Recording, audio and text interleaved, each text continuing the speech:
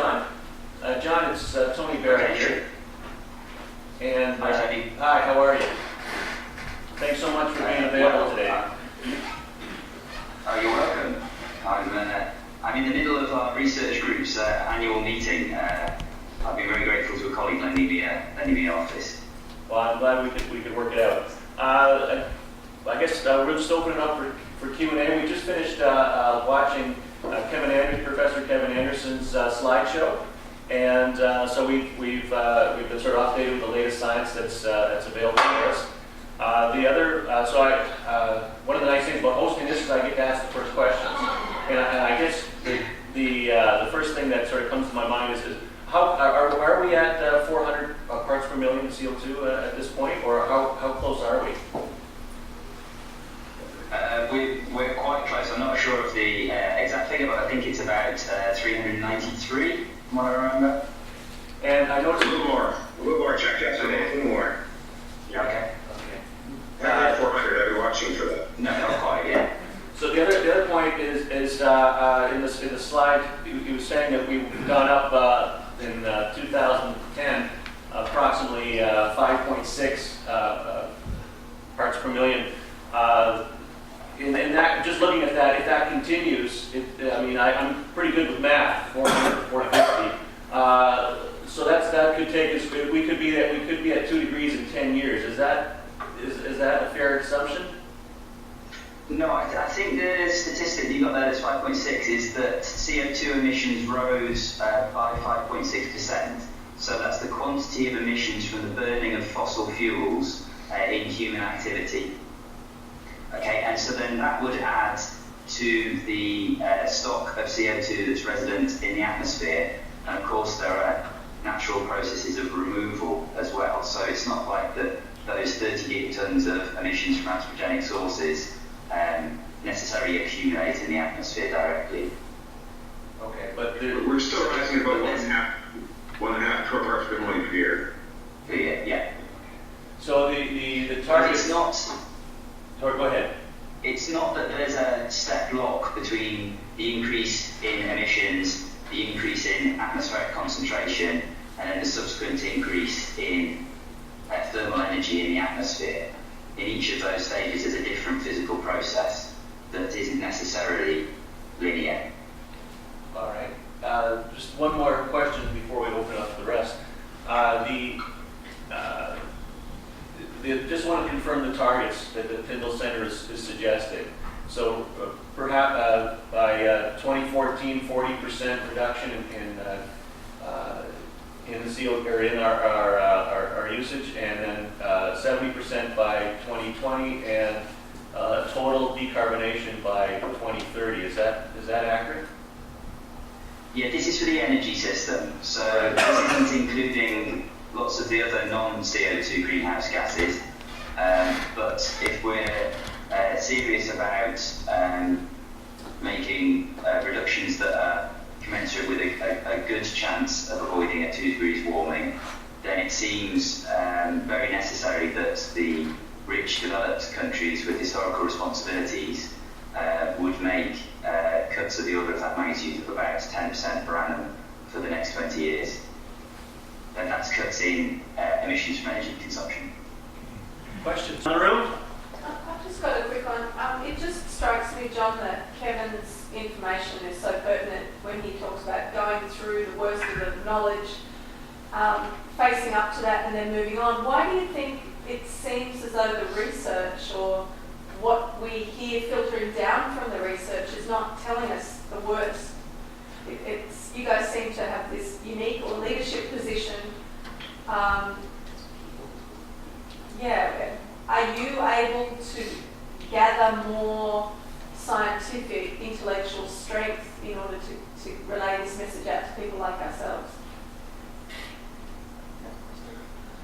Well, I think there's two things there. There's about kind of reaching these conclusions that other research groups have shied away from for one reason or another.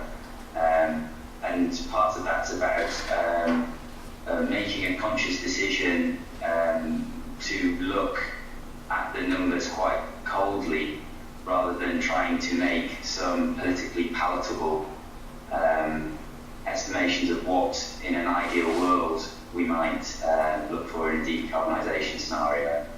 And the second thing is, as you say, is to what would be the kind of the role of the scientific community in interacting with publics of various sorts, different kind of community groups or political bodies, NGOs and the like. And this is something that's kind of a live debate. As I said earlier, we're at our research group's annual meeting, and the way that we interact with civil society is certainly one of the topics for discussion as to whether we should take an advocacy position or whether we should wait to be asked, as it were, or whether we should move to a strategic listening exercise. This is what has been proposed recently by Nick Pidgeon at Cardiff University with Baruch Fischoff from Carnegie Mellon. And they're looking at the ways that the academic community could be more strategic in the way it communicates. So, I mean, that's one of the things that events like this are useful for, is to get a feel for what aspects of our research and analysis are kind of known in wider civil society, and what questions you would wish to have answered, so that I can begin to shape our research agenda. Basically claiming that the cosmic clouds are responsible for climate change and not man. Cosmic rays, increasing nucleation in the clouds. It's if you look at there's articles on the original authors have clearly said that there's nothing in the paper that in any way contradicts the climate change science. It's research into an area that was, with some uncertainty. They're trying to clarify possible effects of cosmic rays on upper atmospheric activity. They developed some interesting results in the report, and those authors of that paper have said it has nothing to do with negating models of climate change. It's simply improving our knowledge and science of cloud formation and the interaction with cosmic rays. So it's one of those things. We have to be extremely careful and go back to the science involved. It's one of those things where there are vested interests out there that will grab hold of those issues, misinterpret them, and put them in the paper. And the media are not doing any kind of critical evaluation. They just, just report as information is presented to them, and they like it to be a little bit scandalous or have some allegations in it. But clearly, the original authors of that paper have clarified that in scientific terms that there is no attack on the laws of climate change. Yeah, the thing that the media really jumped on was that they said the climate models will need to be substantially revised, when they were referring to the models of aerosol formation and under specific circumstances, not the whole of climate Circulation model. Right. Yeah. I mean, it's important to note that no single paper defines an academic field.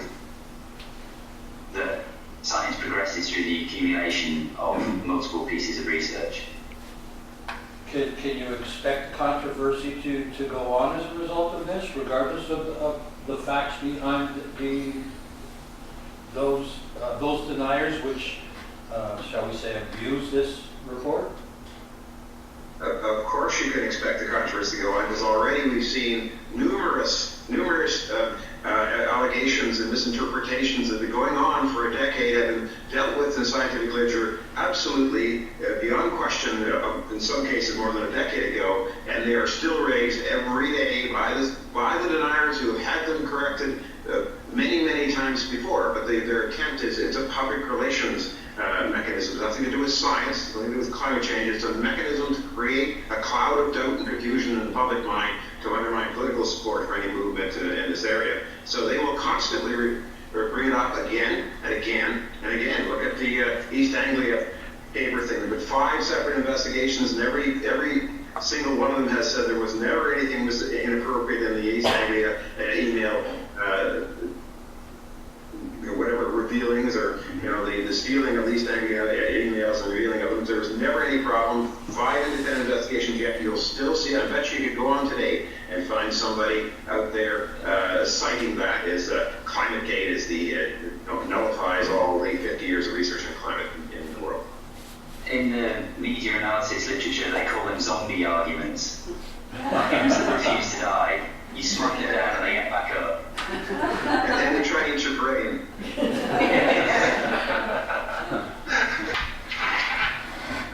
One thing that I would kind of put as a footnote to this is to be careful about the contribution that technical change from scratch can make to effective climate action.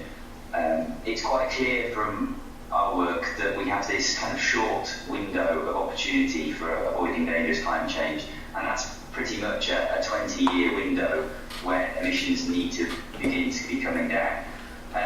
So considering the building industry, if you look at, I am only familiar with what's talked about in the UK, of the 27 million homes that will be standing in the UK in 2050, 23 million of them are already built. And the priorities are to look at the ways we live in buildings and the ways we retrofit our existing infrastructure, rather than always looking to the new, the shiny, the exciting cutting-edge technologies that will be important in the medium to long term, but don't actually tackle climate action in this most important near-term window. Jane? Because I'm Jane Handler, Climate Action Agri. Because we seem to have to go offshore to have decent statistics on the speed of climate change, and because we have so little awareness within our media, and those zombie articles never go away. Can you tell us, each of you, your favorite sites or sources that we can go to on a regular basis to get some different viewpoints that we can share with others? I've got to there's an updated list of linking updated with the best sites on climate change, on energy stuff. So certainly, if we end up maybe collecting a list together that we send around to all the participants, I can certainly accept on that. Yeah, Henry Swearingen with the Ontario Federation of Agriculture. And of course, climate change can have a major impact on how agriculture is done here, especially in Ontario with our current extremes. My question is, I guess, and maybe Gordon wants to comment on this too, given that we are in the midst of a provincial election, but the political reality is, and given the world economic situation, that in my view, climate change is fairly low on the priority list of most of our elected politicians. And I guess, given the change in government in the UK recently, how is climate change playing in the UK now? And Gordon, after that, perhaps you could just comment briefly if you've noticed any comment at all as far as climate change here in Ontario with this. Well, it seems that in the UK we consider climate mainly in a European context. There's been some announcements about the Green Deal in the UK. That's been the latest significant policy. The idea with the Green Deal is that it enables everyday householders and small businesses to take out loans against the future savings that they'll accrue in their energy bills. So if they were to install some more efficient installation, or a boiler or a heat pump, for instance, so that's coming online in the next 12 months. Other than that, I mean, we have I don't know if you're aware, we've produced a kind of a parallel scientific process that's meant to feed into our climate strategy. So we have something called the Committee on Climate Change, which is a panel of experts with a secretariat separate to the government, but supported but funded by the government, that provides recommendations on our broad climate strategies that then government has to kind of write into legislation. There was a certain concern recently that their recommendations for the medium term, so for the latter half of the 2020s, wouldn't be adopted and supported. And it seems that there was a split in the British Cabinet between a number of the modernising Conservatives and the Liberals on one side, and the older, more traditional Conservatives on the other side. Pleased to say that was carried, and that we do have this framework that sets carbon budgets for the UK out to 2030. So they basically said, yes, we're we agree that we need to do that in the medium term, but we're not going to do it in the short term, and we're going to leave that to some extent to be someone else's problem to actually get there. And as John's work makes clear, we really need to be doing these things now rather than leaving them to later. Otherwise, the window gets smaller and the steepness of the descent gets worse. In Ontario, the political chatter of climate change, even though we're in the middle of an election, the silence is deafening. I was in a debate last night, and there was no discussion. There's been no problem discussion in this election. Neither was there in the federal election in May. So the way we're handling it here politically is to not talk about it. And of course, as citizens involved in the election, you can go to these meetings and you can raise it. But certainly don't count on the media to raise it, and don't count on the politician to raise it. So we are not simply not talking about it and avoiding it. So we're at a much earlier stage, Sean and John, it's sort of moving in the public agenda. We have to cultivate and develop this awareness in the public and a concern that allow us to move forward with some of these actions. Now, one thing we have done in Ontario is that the Premier has charged me, and I'm an independent officer of Parliament, but I'm charged with reporting annually to the legislature on progress to meeting the government's greenhouse gas reduction plan. It was spawned in 2007, and I do so. And so there's some public documentation of that. Of course, if we are not meeting our targets going forward, we will not meet the 2014 target or the 2020 target. Plan, we certainly make that impossible. The needs and the state of affairs, and provide other ideas of and what's happening in other jurisdictions. For instance, your work we're talking about today. So, but I think the key thing here is that the way that this is being kept off the public agenda is simply by trying to ignore it and not mention it. And as long as they get away with that, then they can divert our attention with other things, and